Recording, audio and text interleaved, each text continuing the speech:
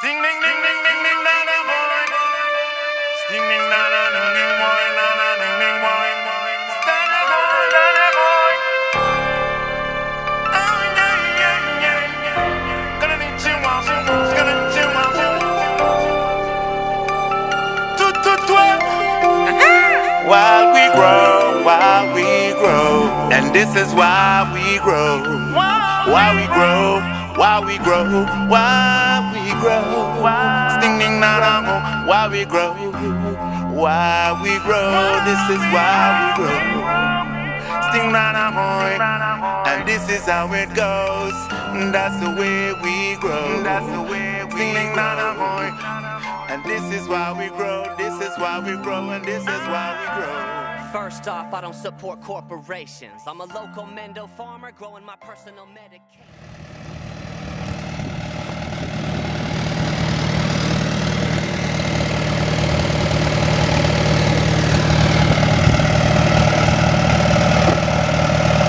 He's got the wife out with him today.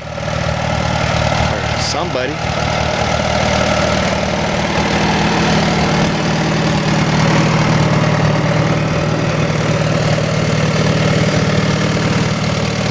How are you? Long Look time. at the muscles on that boy. Holy cow. How long has it been? How long has it been? Oh no. Yeah. It's probably been 4 or 5 years since he's been up here. I think so.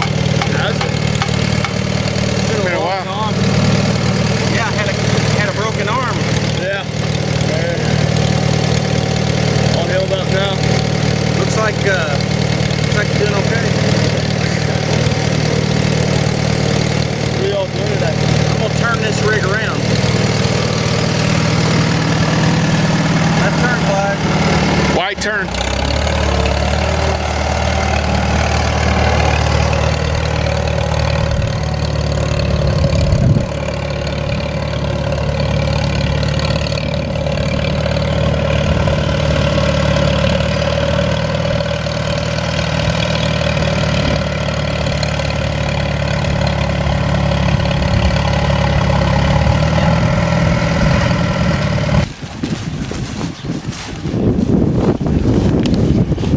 Where are we at today? One man. We are back. I guess it's not Little Man Smoke anymore. It's Big Man Smoke. Look at him. Little light in the ass though, buddy. Let's go see what Brian is doing. It's been a minute, everybody. Been a minute. But we're back. In true fashion. Over here at the Red Barn. We're about a month. Go step on the plant. We're about a month behind schedule this year. We had an unprecedented amount of rainfall throughout the months of May and June. So this field was not planted until the 22nd day of June. And we were able to get through it with the cultivators one time, but you can see I've already got some weeds coming. So as soon as we finish planting tomorrow, we'll be back in here to cultivate this some more. And then we'll probably break out the hose. When did you start germination on these? The 20th day of March. And they stayed in the greenhouse Stayed in the greenhouse 30 days longer than they were supposed to. A little bit longer. We were able to keep mowing them, and we were able to keep spraying fungicide, and fortunately we had very little loss due to fungal disease. Now, I noticed the ones that are still in the greenhouse, they're a little bit yellow. Is that from nutrients deficiencies? Or? I added water to the bay and no more fertilizer so that it would slow them down, so that they wouldn't have that lush green canopy for me to clip off every third day. That vegetative state. I wanted to basically push pause on their growth cycle. So it's going to be interesting to see what happens to them when we stick them in the dirt. And of course we've already put fertilizer in the dirt and tilled it in, and we've already had some rainfall. Now on what we're planting today, it'll be important in the next 3 to 5 days to get a little bit of rainfall, but it looks like there's some pretty good chances in the forecast. So while we want the rain to hold off long enough for us to finish planting, we do want some rain shortly thereafter and get this off to a good start. In the field next to us, we're planting some broadleaf. Let's go over Connecticut there. broadleaf. Thanks for the reminder. I might need another one. I might need you to remind me again tonight. Thank you. Bye.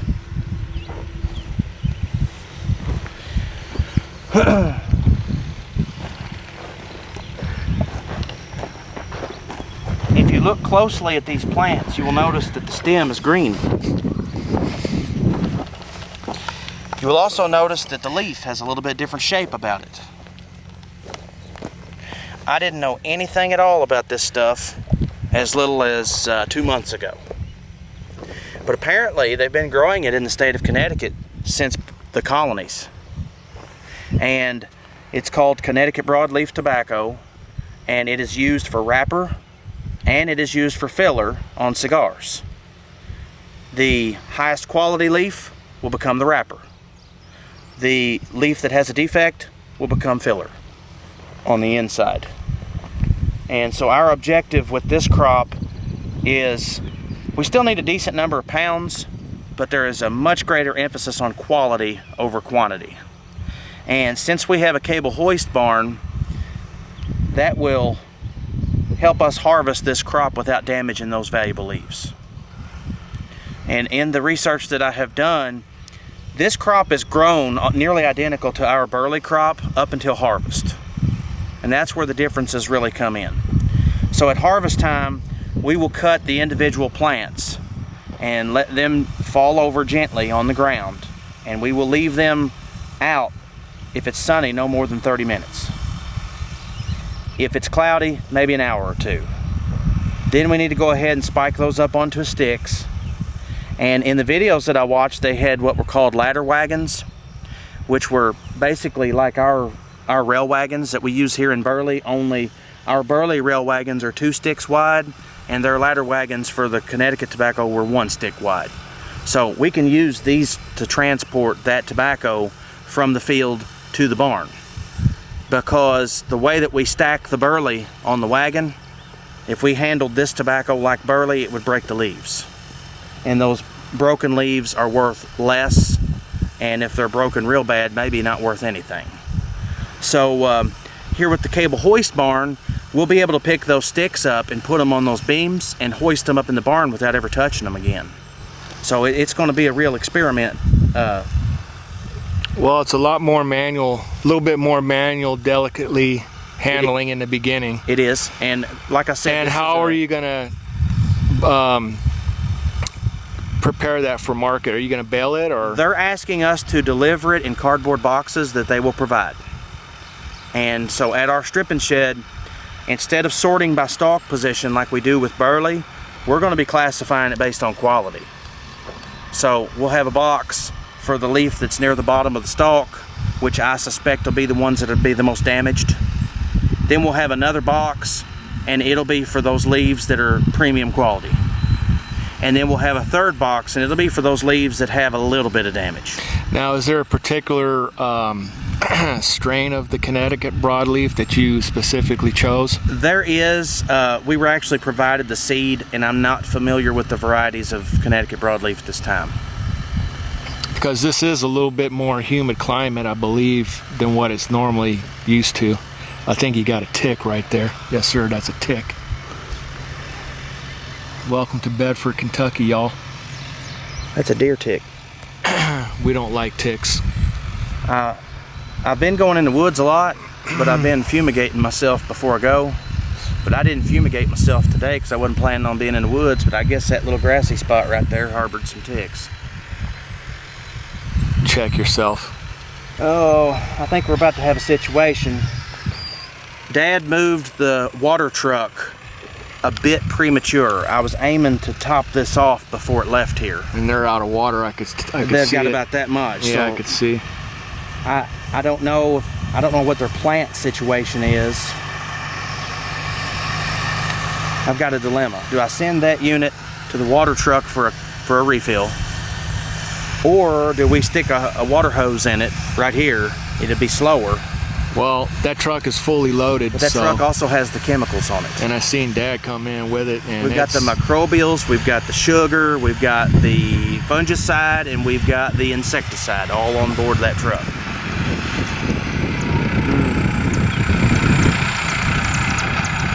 You know what? I just saw his tank slosh.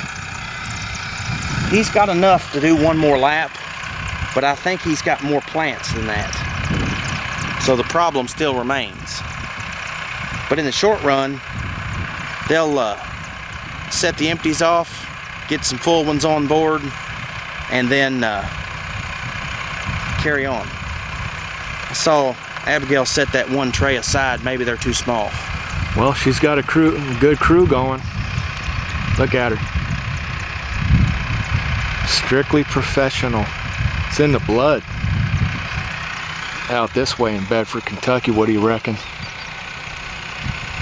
Something about 5 generations of tobacco out this way. I think that'd be 6.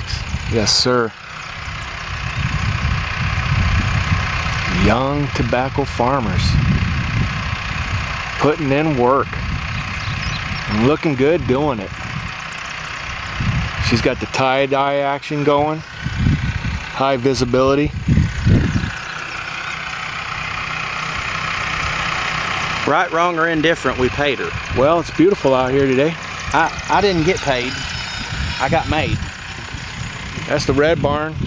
Now, what kind of are you gonna put plastic up this year, or? Yeah, I'm gonna do something. What are you working with? 6, 7 mil? We use 6 mil, but as you can see, the wind shredded that. Yeah. Like it shreds everything. I'm thinking about. What are you using on a greenhouse? Is you that? know those skylights that you see on warehouses and stuff? Yeah. That polycarbonate. I'm gonna try to get a hold of some of that and screw up there. Some of that plastic. I think that might work better. I had notions of putting up some doors that could be opened or closed for ventilation purposes, but I'm leaning towards just installing that polycarbonate there to cover that opening. Yeah. I still need that light. I need that light. The reason I left it that way is because the visibility of maneuvering those beams into position. He's coming down here. Looks like. You'll be good if you're standing right here. That's Jose at the helm, and I think it was last year when Jose got his first chance to drive the tractor to set tobacco. I had him drive at the tail end of one day because the following day I had to go to work. And the following day he drove the tractor and ran the crew while I was at work. And when I came home from work, they were making the last pass. That's a beautiful thing right there. Yeah. When you could be at work burning this camel at both ends. Yep. And so last night I put Pedro on Dad's tractor, and Pedro's driving Dad's tractor right now, unless Dad went up there and booted him off of it. So we got a very sophisticated marker system. As long as Jose has that nut touching the plants, the row spacing will be correct. That PVC is a beautiful thing right there. Got some nut action going there. See that nut right there?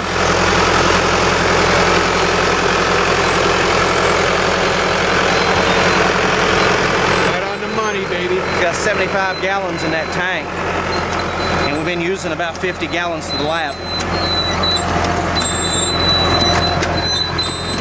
Hello, ladies.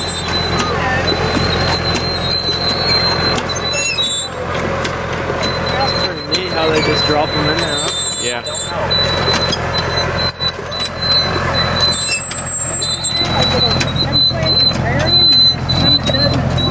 It's all about the dirt.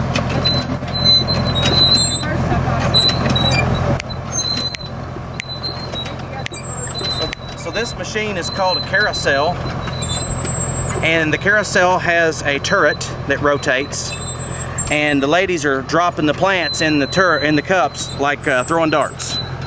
And when the turret reaches 12 o'clock, the trap door opens and the plant falls into the furrow.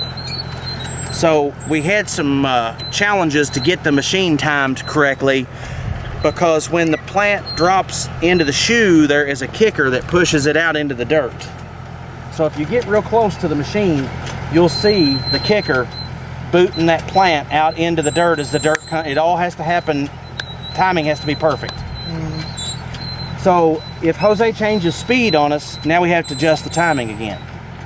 But if the tractor that he's using has a digital speedometer. So you just got to keep everything constant. 1.0 mile per hour. That's the magic number.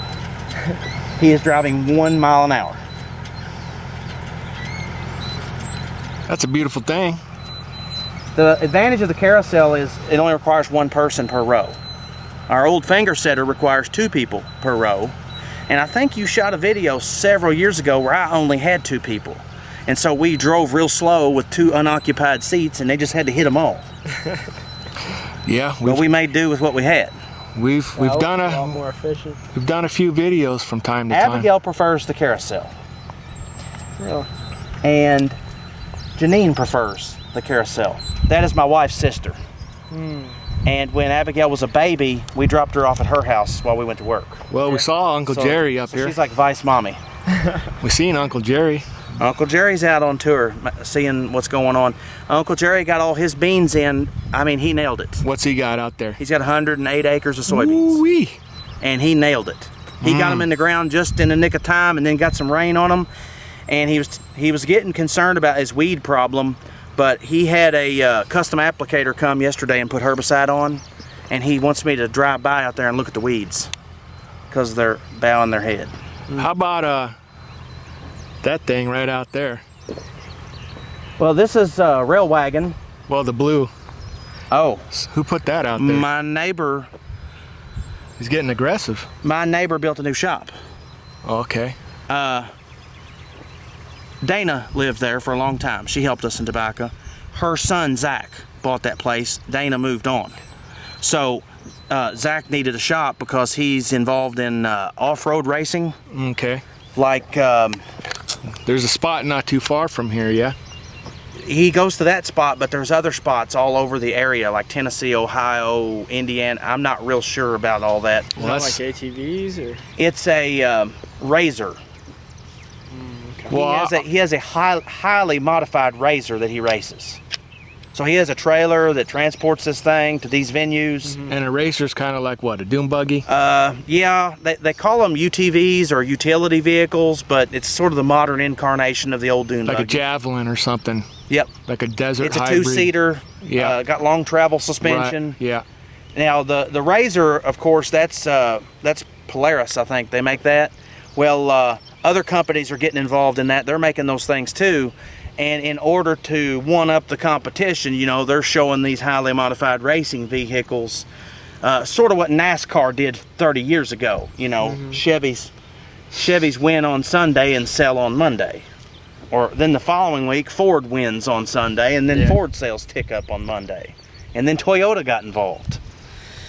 But that off-road racing is really popular around here. A lot of the guys that I work with are involved in that, either on an amateur or a professional basis.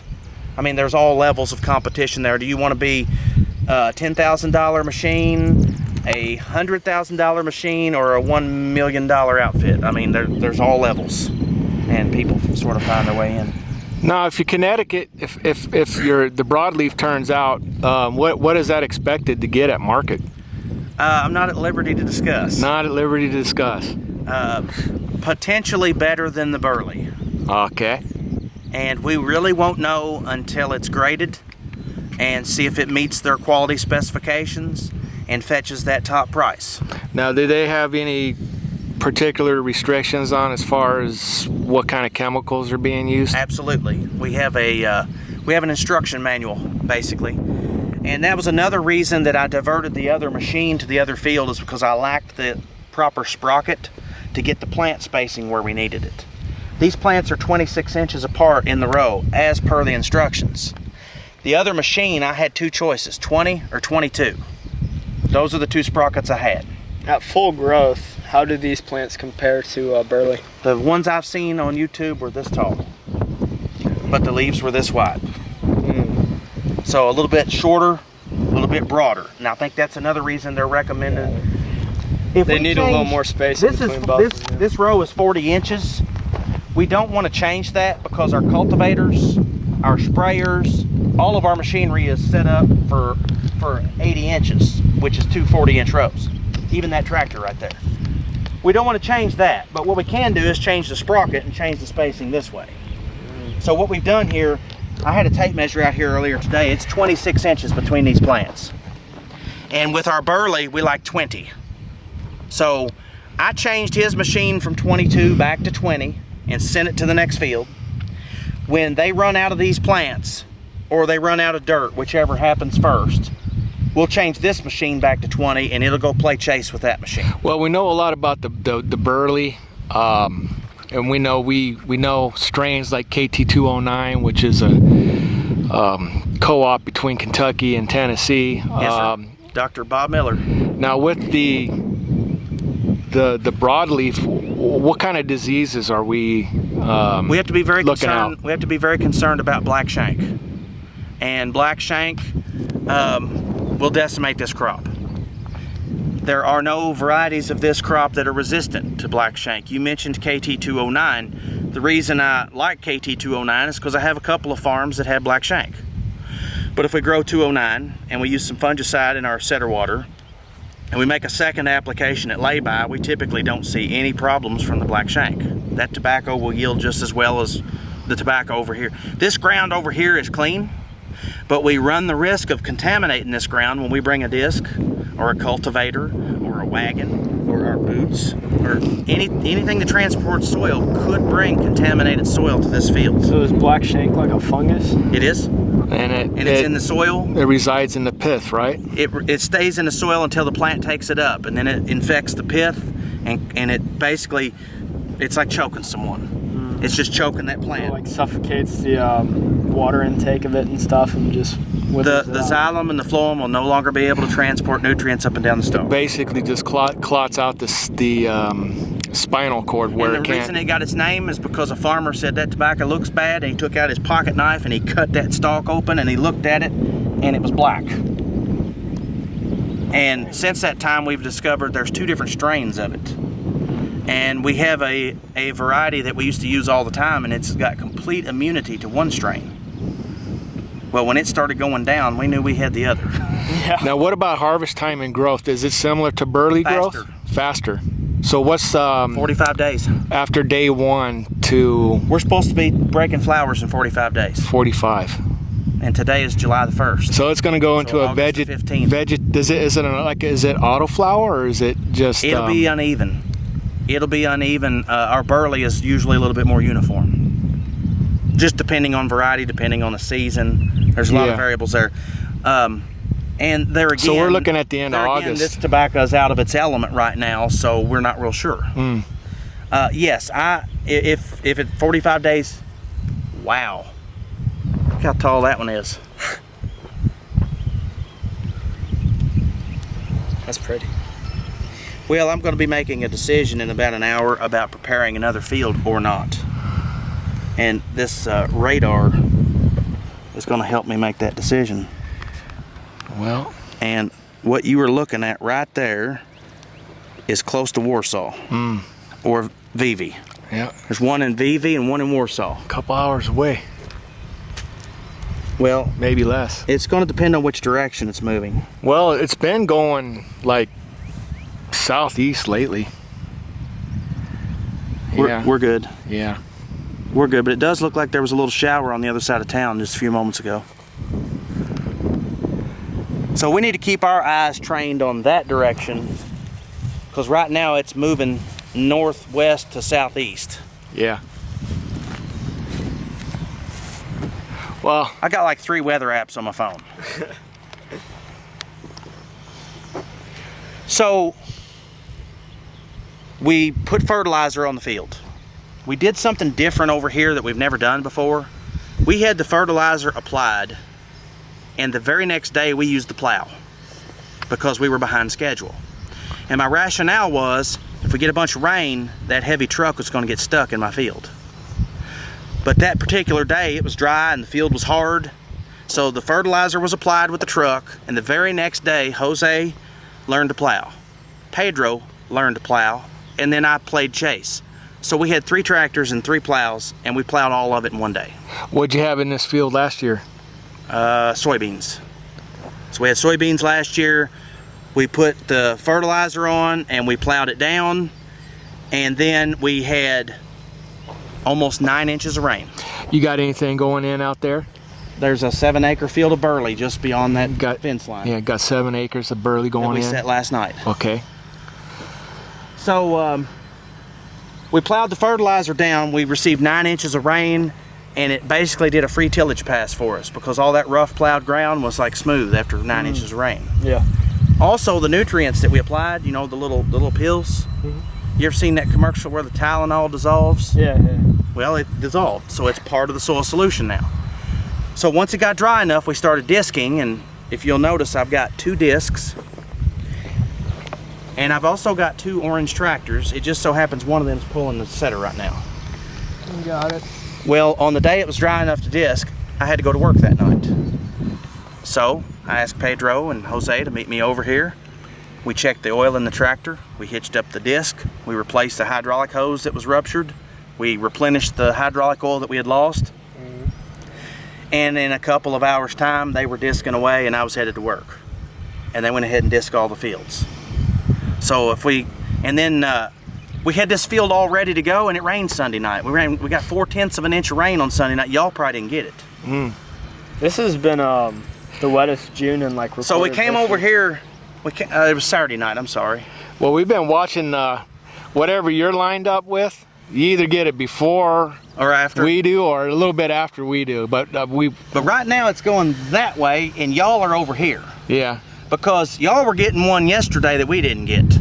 Because I could see it plain as day. Well, the wind is blowing from the west now today. Well, that's north. That's north. A little bit disoriented. I don't know if I've got an internal compass or it's just because I've lived here my whole life. It would be interesting to see if I was somewhere I'm not familiar with, if I could still tell. I'm a bit loopy loopy and twisted up, so. So that's north. That's north. That's south. Yep. Now the Ohio River would be that way. If you look at Trimble County on a map, it wraps around like 2 sides. It bends. So it goes across up here and then bends and goes down over here.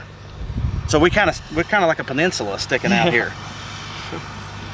So anyway, we got the ground plowed. We got a huge amount of rain. It finally got dry enough to disc. Our boys disc it. Then we got another rain to add insult to injury. So I come over here to spray herbicide on Monday, and it was tacky. It was sticking to the tires on the tractor. What I really needed was somebody to disc it. Well, fortunately, my guy Pedro and his tractor and his disc was all. I said, "Hey Pedro, need you to disc this field." Well, he hopped on the tractor. He started discing. Then Jose pulls in. And he starts setting. I'm still spraying. That was the plan. That was the plan all along. Keep showing these guys how to do new things, and as we show them how to do new things, now we can give them that responsibility and go do something else. Well, where can people follow young tobacco farmers to get updates on what y'all doing out here? I don't really have a company Facebook page. Yeah. I suppose you could go to YouTube and check out OneManSmoke. Alrighty, that'll work. New videos up. Let's see if we can get one up. It's been a couple years. I don't know if I even had that unit. That unit might be making its YouTube debut. I think last time I was up here, I was helping you all. This is exactly the plan. 2 years ago.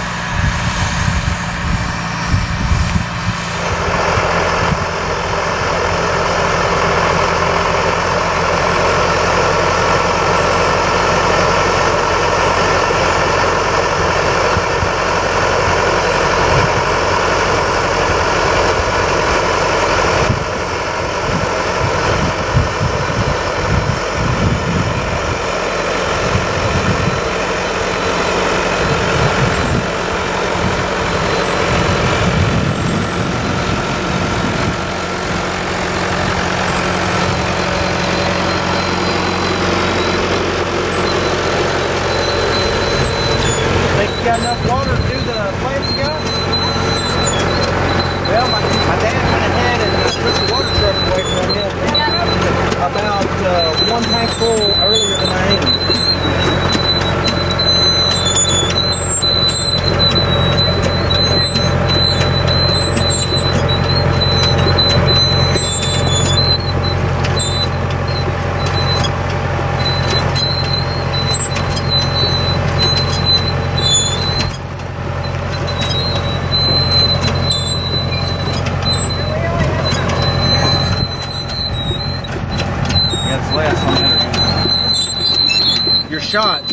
right there.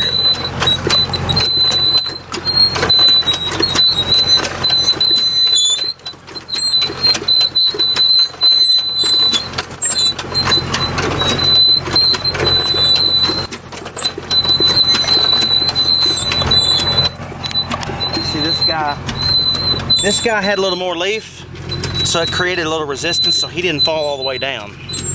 So we're gonna save his life. There you go, little fella. Now when it rains here in a half an hour, he'll be good to go. Decent shot. Also, you can hear the plunger on the water valve. It deposits about a coffee mug of water with each plant. So is it putting it right on top of them? Right into the hole with it. In kind of underneath. Gotcha. Right into the hole with it, huh? Yeah. So does the water go in before the plant does? They go in together. Together.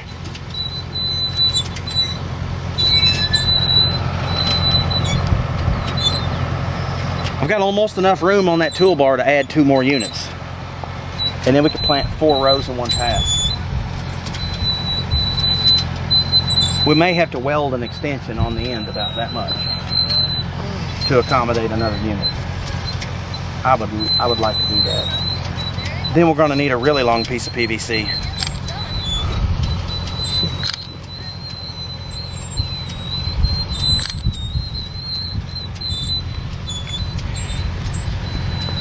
Hey look, fertilizer truck, setter number 2. It's looking good. Got activities out here. How much fertilizer in that truck? It'll hold 7 tons, but it doesn't always put that much on. Well, I think today's a... About this size.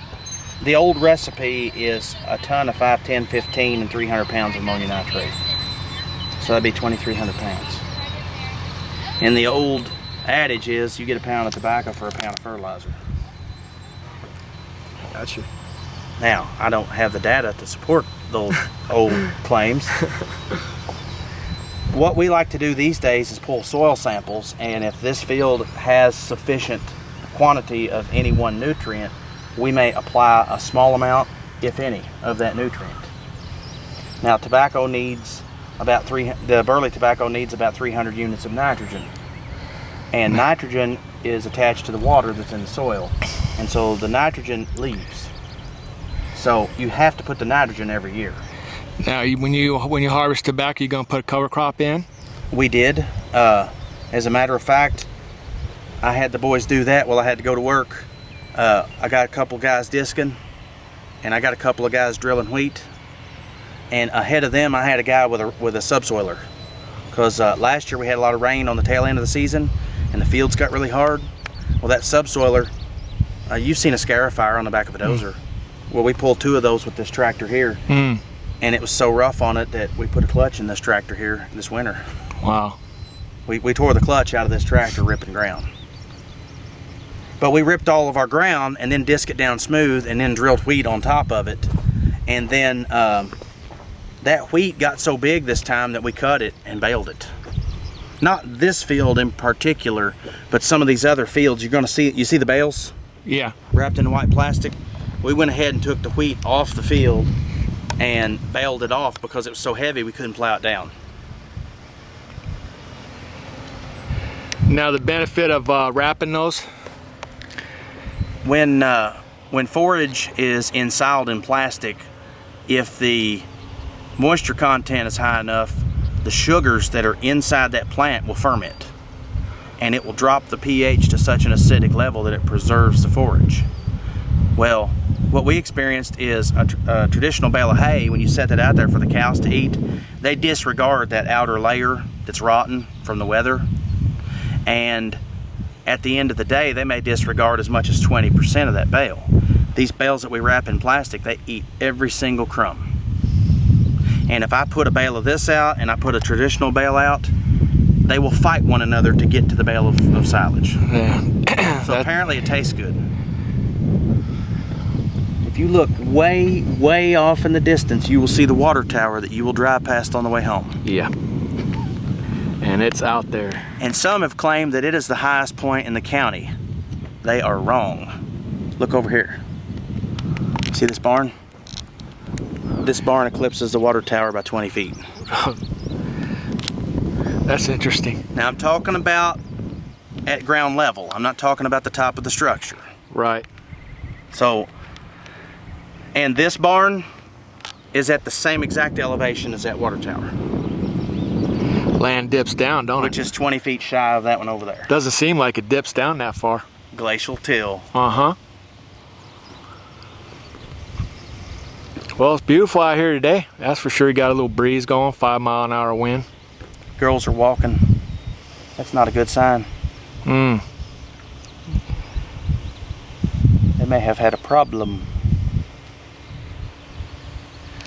I have added some foam concentrate to my foamer, and the foamer has a control box on the tractor. There's a toggle switch that says left and right, and on the end of my spray boom is an emitter, and what it does is it drops a ball of foam on the field that I can see, and that helps me avoid overlaps and skips when I apply the herbicide. Now I see a little manifold down in there. Yes, that creates the bubbles. The pump has a, it's like a little air compressor. And then the blue tube, this blue tube feeds the liquid, and this white tube feeds the air. And it creates the foam right here in this chamber, and it drops And it you out. got a 200 acre tank, and that'll cover about how many acres? The spray tank holds 200 gallons, and the nozzles and the ground speed that I'm using right now applies 20 gallons per acre. So I can do a maximum of 10 acres with this tank. My father informed me our next field is 5.5 acres. I'm going to add 5.5 acres worth of material to what's already in this tank. That will make sure that the concentration stays the same. So I got 25 in the sprayer. So 5 acres, we would be at 125. And then another half an acre would be another 15 gallons, so 140. So 140 is my target. And I'll also need to add 5.5 acres worth of herbicide, and we're using 2 different herbicides. Some of the weeds that we have to attack aren't killed by one of the herbicides. Then we have some different weeds that requires a different herbicide. So we've got 2 herbicides in there to cover all the weeds that are a problem. Now the pH on this is probably going to be fairly low. Then that's not going to cause any issues with. I have no qualms about that, simply because we're only putting 25 gallons of water to the acre, and we're only putting 2 quarts of one product, or 2 pints of one product, and 10 ounces of the other. I mean, we're using very small quantities. And the other thing that's very important, I like to put that herbicide on top of the dirt, and then I like to plant right on top of it. If we put the herbicide on and we get a rain, and then we have to disc the field again, we disc that herbicide into that top 4 to 6 inches of soil, it dilutes the herbicide and it's not effective. Now, are you using any of that, what is it, mycorrhizae? We have been putting that in the water that's on the transplanter.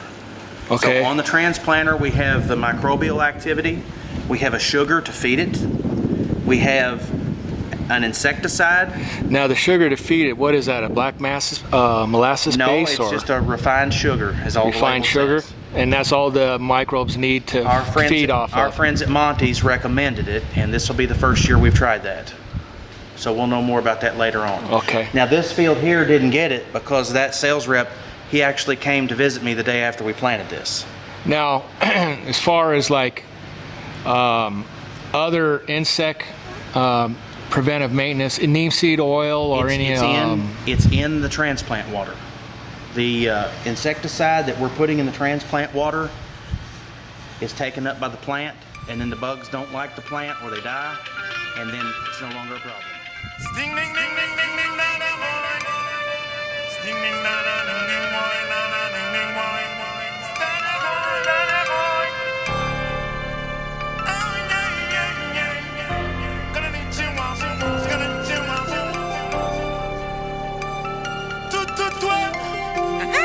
While we grow, and this is why we grow. Why we grow, why we grow, why we grow. Sting ding na na, why we grow. why we grow. This is why.